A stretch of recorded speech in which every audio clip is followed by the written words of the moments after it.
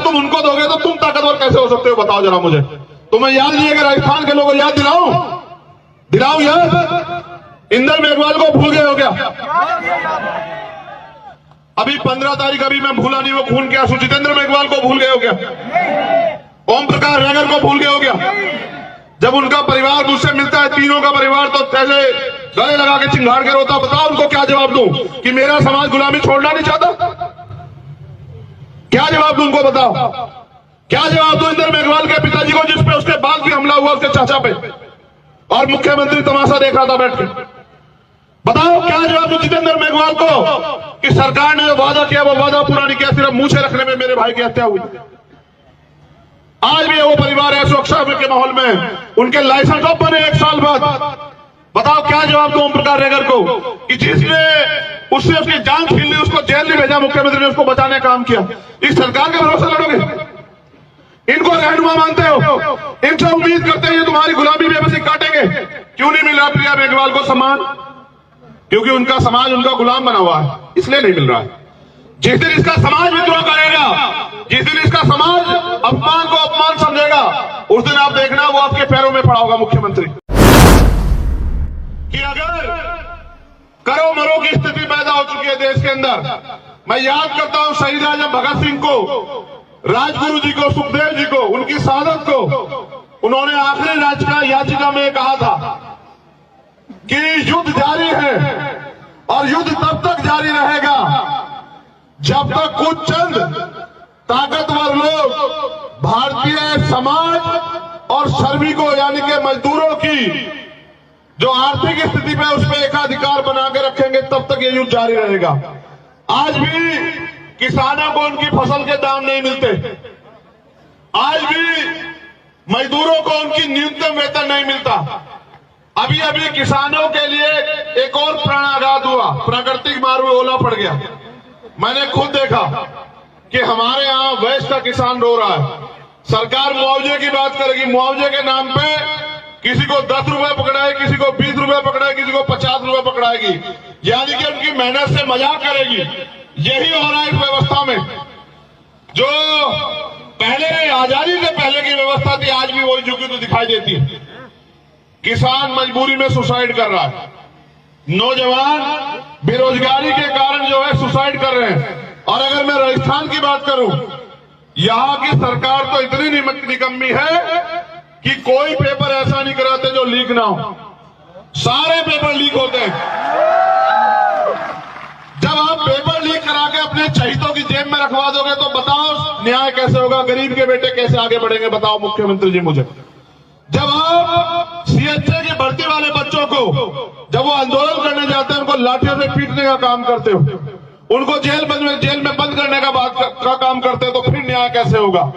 जब आप करते हो बात, ये प्रिया मेघवाल बेटी है, इसका दोष ये है कि ये मेघवाल समाज में जन्मी है।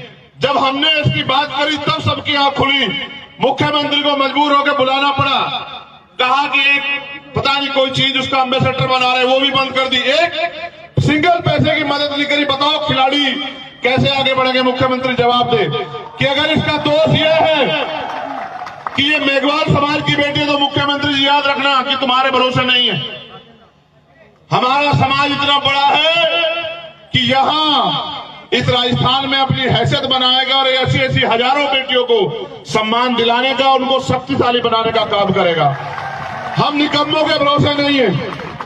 मैं जब आया मैंने देखा हमारे साथी मोटरसाइकिल पे आए।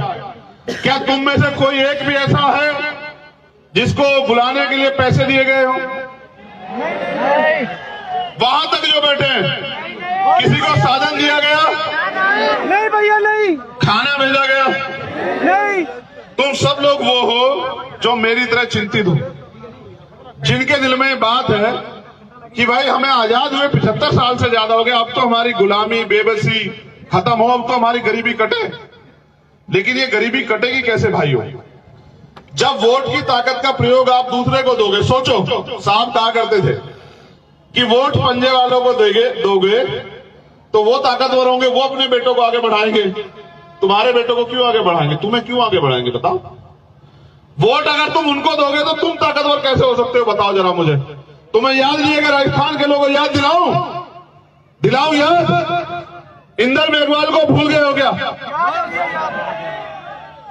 अभी 15 तारीख अभी मैं भूला नहीं वो खून के आंसू। जितेंद्र मेघवाल को भूल गए हो क्या? ओम प्रकाश रैगर को भूल गए हो क्या?